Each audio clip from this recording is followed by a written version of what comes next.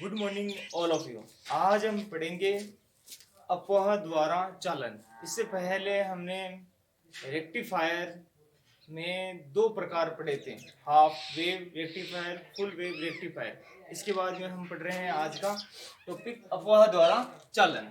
अफवाह द्वारा चालन किसी अर्धचालक में, जब किसी अर्धचालक में विद्युत क्षेत्र आरोपित किया जाता है तो विद्युत क्षेत्र के अनुदिश आवेश वाहकों की गति होती है। आवेश वाहकों की गति के कारण अर्धचालकों में धारा प्रवाहित होती है, इलेक्ट्रिक करंट।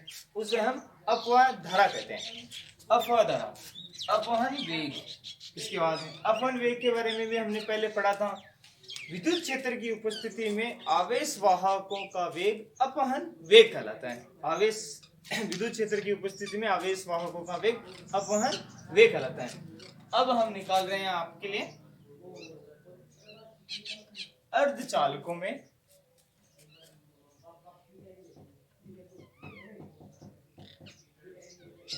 अपवहन वेग निकालने के लिए हम एक अर्धचालक छड़ लेते हैं।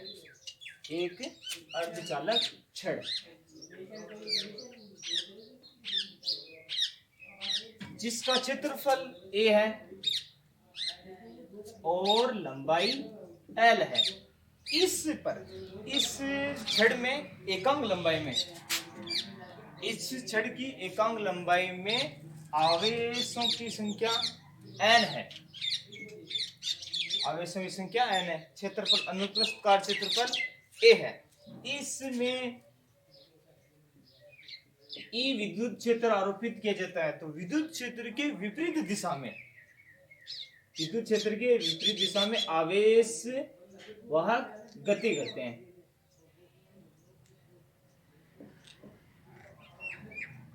देखो अब अपवहन वेग ज्ञात करने के लिए अर्धचालक की एक छड़ लेते हैं जिसका अनुप्रस्थ काट क्षेत्रफल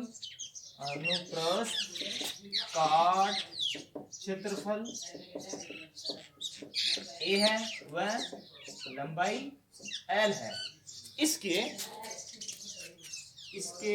एकांक आयतन में आवेश वाहकों की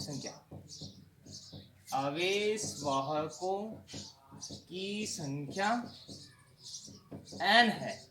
आवेश वाहकों की संख्या इसमें n रह जाएगी। जिस पर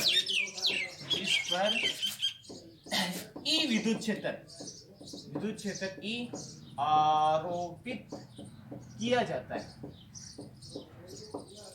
इस पर विद्युत क्षेत्र E आरोपित किया जाता है तो आवेश वाहकों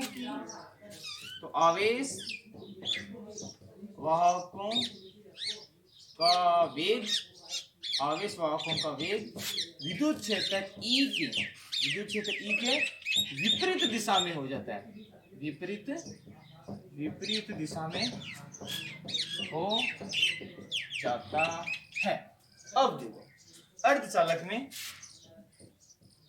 अर्धचालकों में n आवेश व l लंबाई के लिए तय करने में लगा समय। अपवहन वेग के लिए हम निकालते हैं समय यानी t बराबर, ये रह जाएगा हमारे पास L अपॉन VN। N इलेक्ट्रॉनों के लिए रहेगा और P होल के लिए।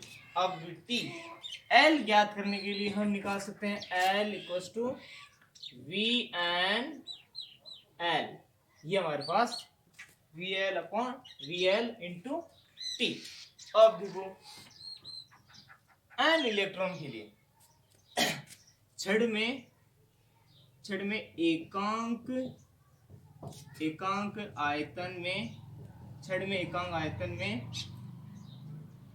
इलेक्ट्रॉनों की संख्या ये रह जाएगी हमारे पास n है तो रह जाएगी कुल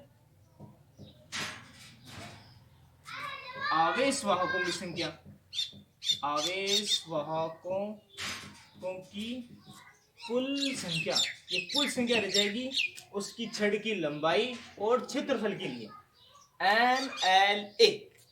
अब आवेश वाहकों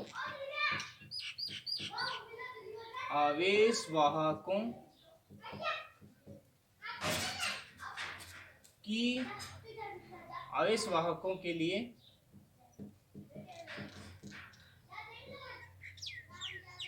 कुल संख्या, आवेश वाहकों के लिए कुल संख्या ये रह जाएगी हमारे पास L का मान हम यहाँ से निकालते हैं N T के सापेक्ष, तो ये रह जाएगा NA, L की जगह हम लगाते हैं VNT। अब प्रति एकांक के लिए हम निकालते हैं प्रति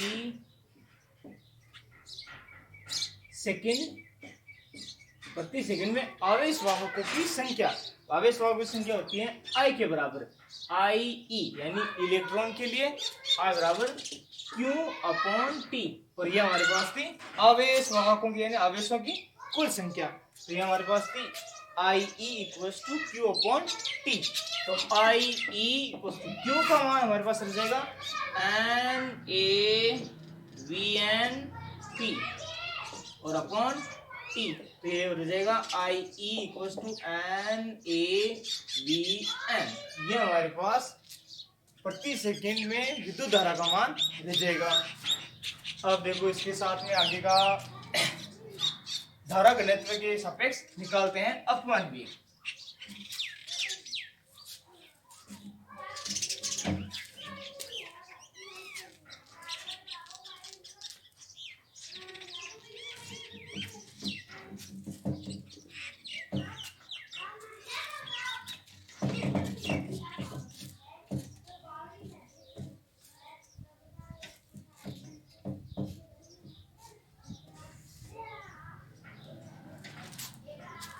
अब निकालते हैं हम इलेक्ट्रॉन के लिए धारा घनत्व, इलेक्ट्रिक डेंसिटी, वो होता है J बराबर I/A। विद्युत धारा और क्षेत्रफल का अनुपात होता है धारा घनत्व, और हम इलेक्ट्रॉन के लिए निकाल रहे हैं तो रह जाएगा N के लिए और इलेक्ट्रॉन ये इसके लिए, तो हमारे पास Jn = IE की वैल्यू हमारे पास थी NeVn। यहाँ पर इलेक्ट्रॉन और अपवहन वेग दोनों ही नेगेटिव रहेंगे, तो इनका मल्टीप्लाई है वो पूरा का पूरा पॉजिटिव में आ जाएगा Ne/A के लिए, तो ये आपका धारा घनत्व रहेगा Jn = NeVn। ये हमारे पास रह जाएगा इलेक्ट्रॉन के लिए धारा घनत्व, इलेक्ट्रॉन के लिए धारा घनत्व। अब देखो, अब हम निकालते हैं होल के लिए धारा घनत्व, ये इनका सेम रह जाएगा। धारा घनत्व होल के लिए रहेगा Jp के लिए, ठीक है, = N की जगह रह जाएगा P, E की जगह E, V का V, और N निकाले इलेक्ट्रॉन के लिए तो होल के रह जाएगा P। इस प्रकार हमारा होल के लिए रह जाएगा। तो कुल धारा घनत्व, टोटल कुल धारा घनत्व J बराबर रह जाएगा J = Jn + Jp। हमारे पास ये रह जाएगा J = Jn की वैल्यू हमारे पास है NeVn + PeVp। तो देखो हमारे पास इन दोनों के सापेक्ष ये हमारे पास धारा घनत्व की वैल्यू रह जाएगी, टोटल धारा घनत्व। अब हम निकालते हैं आवेश वाहकों का अपवहन वेग, आरोपित विद्युत क्षेत्र। वह किसके बराबर होता है? ये हमारे पास था धारा घनत्व। धारा घनत्व Jn इक्वल होता है IE अपॉन A, और धारा घनत्व के लिए Jn इक्वल टू NeVA था अपॉन L में धारा घनत्व है, तो ये A से कैंसिल आउट हो जाएगा। धारा घनत्व Jn बराबर NeVN रह जाएगा, NeVN। अब हम होल के लिए धारा घनत्व Jp इक्वल टू PeVN रह जाएगा। कुल धारा घनत्व Jn और Jp इन दोनों का योग रह जाएगा। अब हम निकालते हैं गतिशीलता। गतिशीलता होती है आवेश वाहकों का अपवहन वेग। अब हम निकालते हैं गतिशीलता। गतिशीलता अपवहन वेग व अपवहन वेग विद्युत क्षेत्र, अपवहन वेग विद्युत क्षेत्र के समानुपाती होता है। ऐसा हमारे पास एक बार पहले भी आया था। Vn यानी अपवहन वेग इलेक्ट्रॉन के लिए है तो Vn, और केवल अपवहन वेग निकालना हो तो V। यह विद्युत क्षेत्र यानी E के समानुपाती होता है। तो V equals to nu E, यहाँ पर न्यू है वह गतिशीलता है।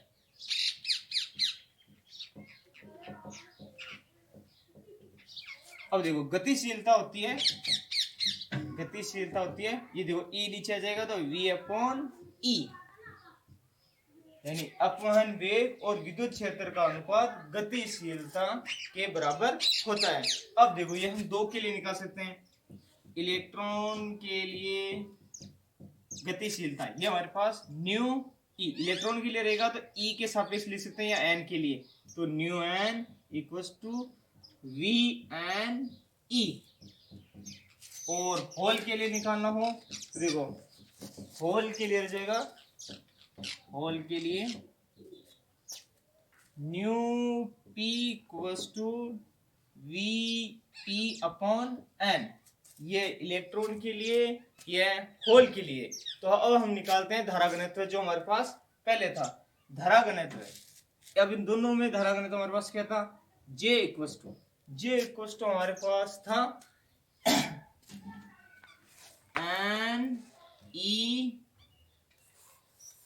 NeVN, ये हमारे पास था इलेक्ट्रॉन के लिए, और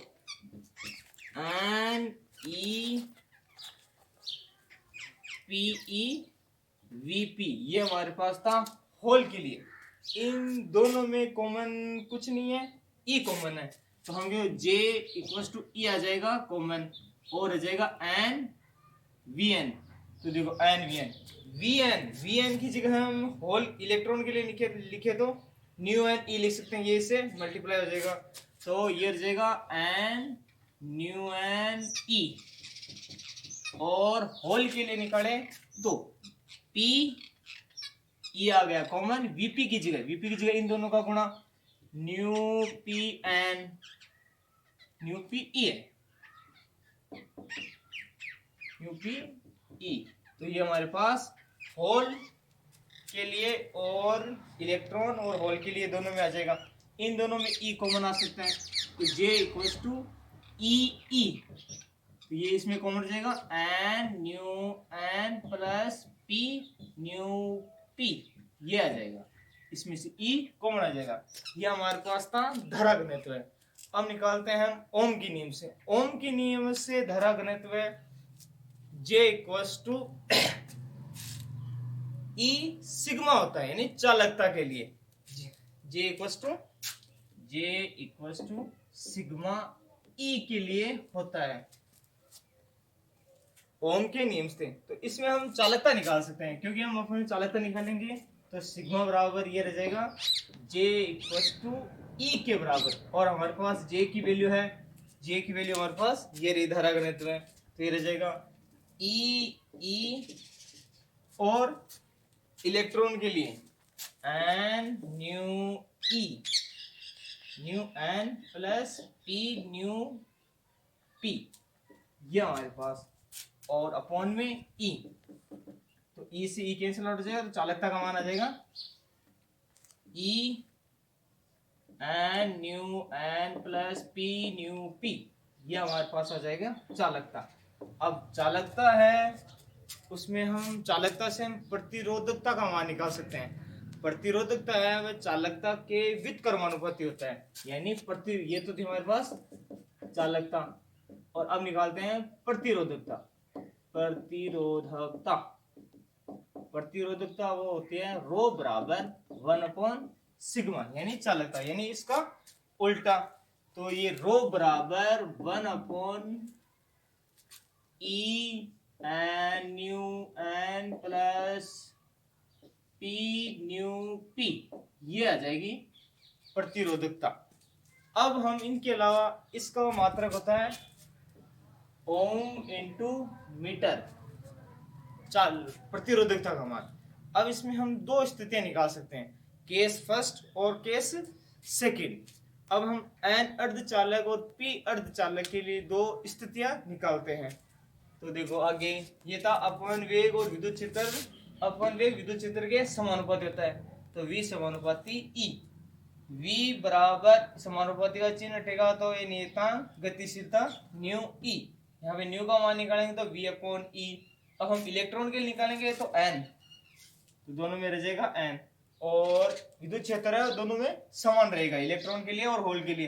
तो होल के लिए न्यू पी है वही Vp/E के सापेक्ष रह जाएगा, और दोनों की वैल्यू हम J में रख देंगे। तो N और V दोनों के सापेक्ष में J यानी धारा घनत्व है, तो हमारे पास ये धारा घनत्व का मान आ जाएगा, ये धारा घनत्व J = E N new E plus P nu P।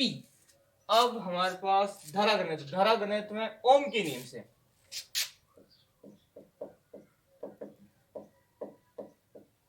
धारा घनत्व में ओम के नियम से J = सिग्मा E होता है, तो हम सिग्मा की वैल्यू निकालेंगे तो E आ जाएगा नीचे, तो J/E, ये रह जाएगा J/E।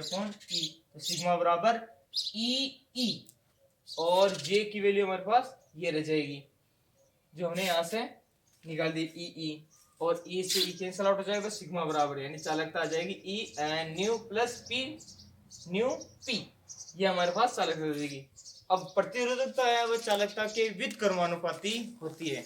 अब हम दो केस निकालते हैं, एन अर्धचालक के लिए और पी अर्धचालक के लिए।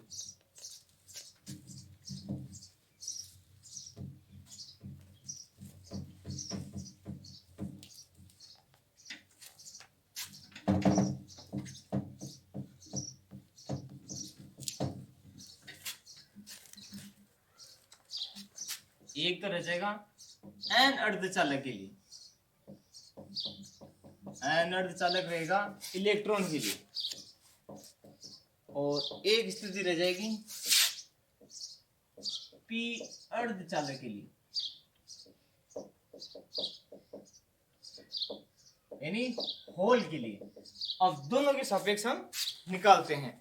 एन अर्धचालक के लिए एन एन यानी ये वैल्यू एन एन है, वह वैल्यू हमारे पास रह जाएगी एन डी के बराबर, और इस एन अर्धचालक में एन एन यानी एन एन अर्धचालक में एन एन की वैल्यू तो एन एन की बराबर जाएगी, और इसमें एन पी की वैल्यू ये रह जाएगी 0, यानी एन अर्धचालक में एन पी की वैल्यू 0 रह जाएगी। तो हमारे पास सिग्मा एन की वैल्यू जो हमारे पास थी, अब एन पी यानी होल के लिए पी की वैल्यू 0 रह जाएगी, तो चालकता हमारे पास जो हमने पहले निकाली थी ई एन एन पी और न्यू के सापेक्ष रह जाएगी एन के लिए, ये हमारे पास चालकता रह जाएगी ये वाले में। और पी अर्धचालक के लिए जो पी एन की वैल्यू थी वह एन डी के बराबर रह जाएगी। इसमें पी अर्धचालक में पी पी की यानी होल के लिए इसकी वैल्यू रह जाएगी 0, होल के लिए इसके मान 0 रह जाएगा। तो होल के लिए चालकता का मान है वो हमारे पास रह जाएगा E N D nu P, इसमें इसका मान 0 हो जाएगा, इसमें इसका मान 0 हो जाएगा। तो ये आपकी रहेगी केस फर्स्ट और ये रहेगी केस सेकंड। अर्धचालक में चालक अर्धचालक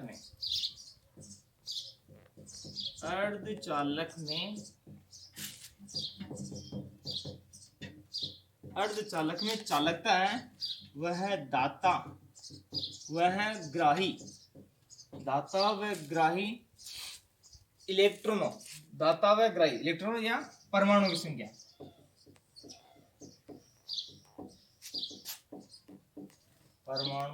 संख्या पर निर्भर करती है। ये रहेगा हमारे पास अर्धचालक की जो चालकता है वह परमाणुओं की संख्या पर निर्भर करेगी। और ये हमारे पास केस वन और केस टू, ये दो पी अर्धचालक के लिए, पी का मतलब इलेक्ट्रॉन के लिए, और पी अर्धचालक होल के लिए एंड इलेक्ट्रॉन के लिए रहेगा। अब ये आपका टॉपिक अपवन वेग में चालन ये समाप्त हुआ। हम आशा करते हैं कि आपको ये टॉपिक पसंद आया होगा। जय हिंद।